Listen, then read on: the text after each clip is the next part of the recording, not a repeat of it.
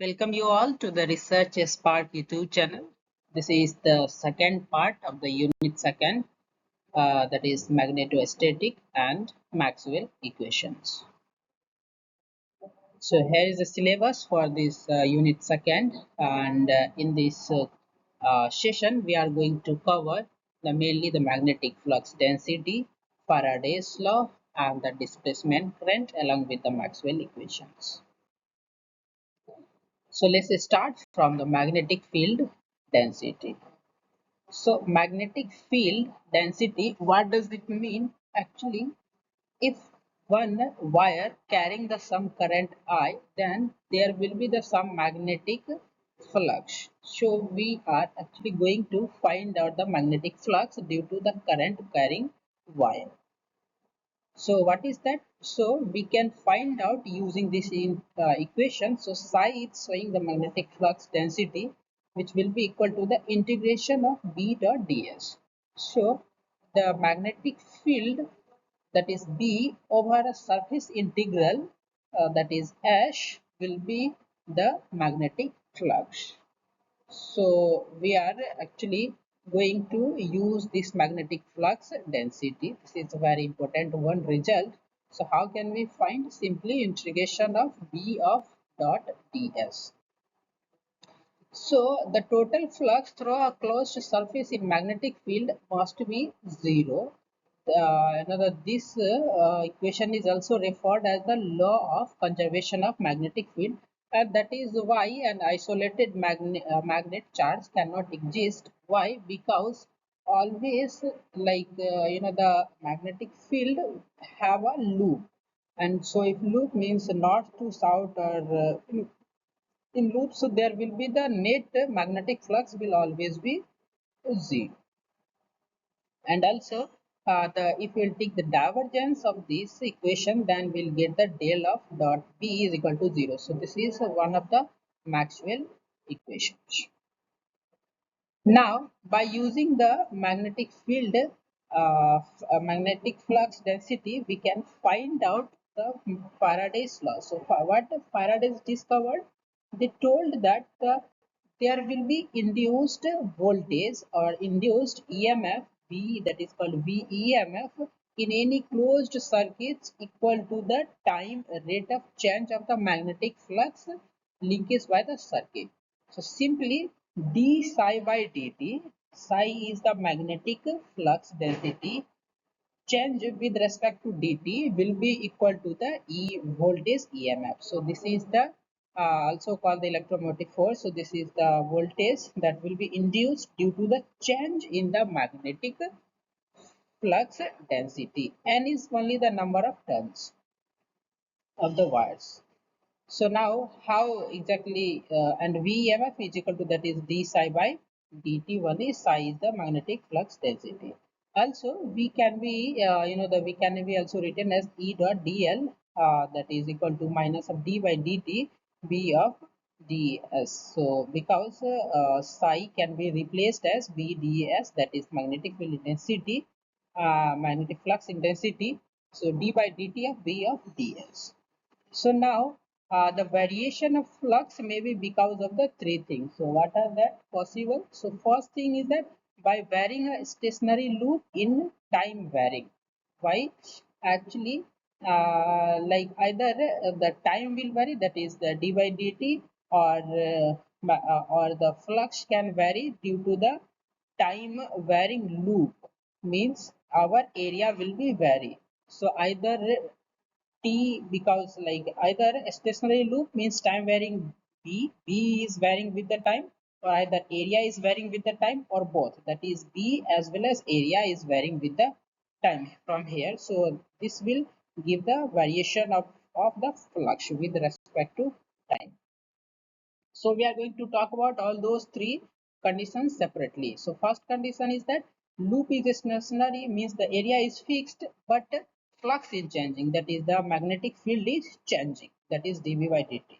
So here VEMF can be written as that E dot dl, that is minus dV by dt into ds. So once we will take the divergence, if we'll apply the integral calculus here, so we'll get the del cross E dot ds is equal to minus dy dt to ds with this equation. So here we'll get del cross E is equal to minus dy dt. So this is one of the Maxwell equation. So here we can see that actually our area is fixed, that is this circular loop, but our B is keep on changing. Second condition, now B is static, means magnetic field is not changing, but the area is changing. So in that case, force will be equal to Q U cross V, that is U is the speed and V is the magnetic field. So here we can write down the VEMF is equal to E dot dl, that is equal to U cross V into dl, and also we can write down F is equal to IL cross V. So VEMF can also be written as UBL.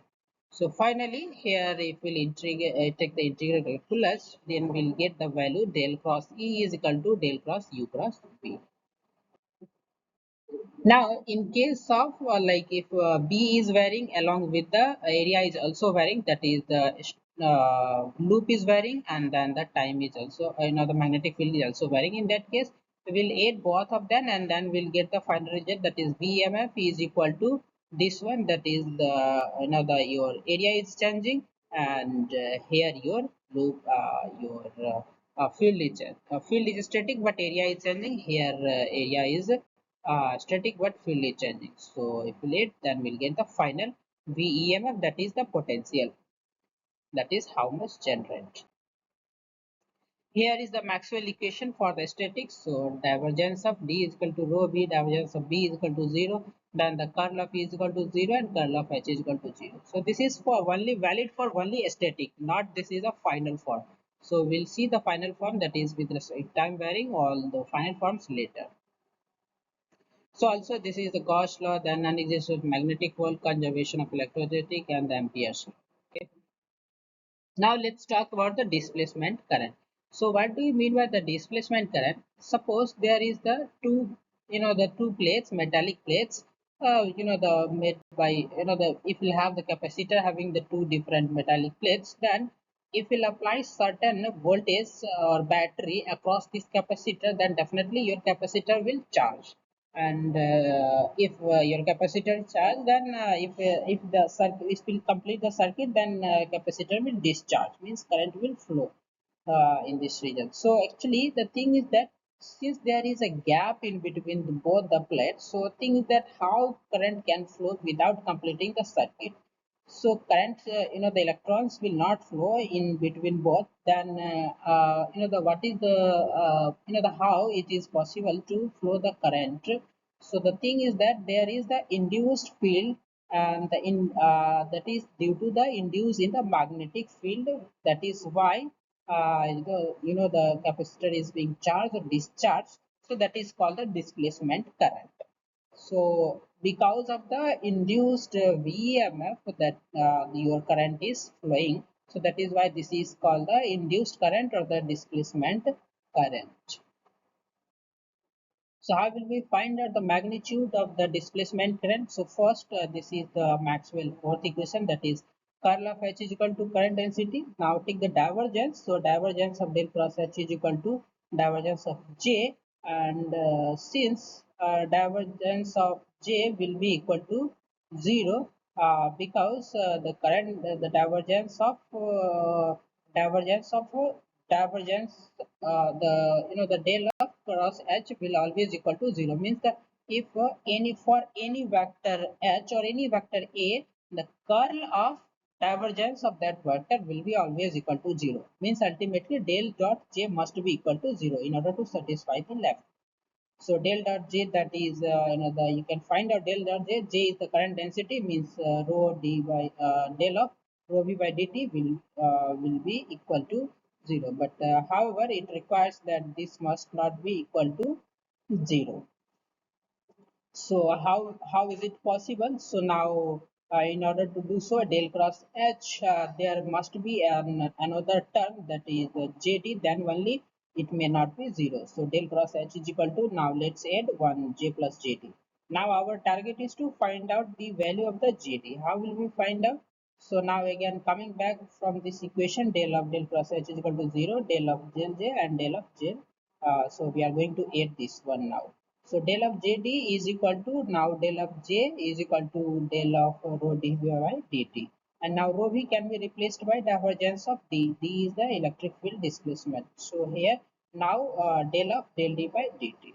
So finally compare both, then we'll get the JD is equal to del D by dt. Now just you can use this one in the final Maxwell equation, that is this one del cross H is equal to J. So now add this one both, that JD, that is the del D by dt. So this is the final Maxwell equation.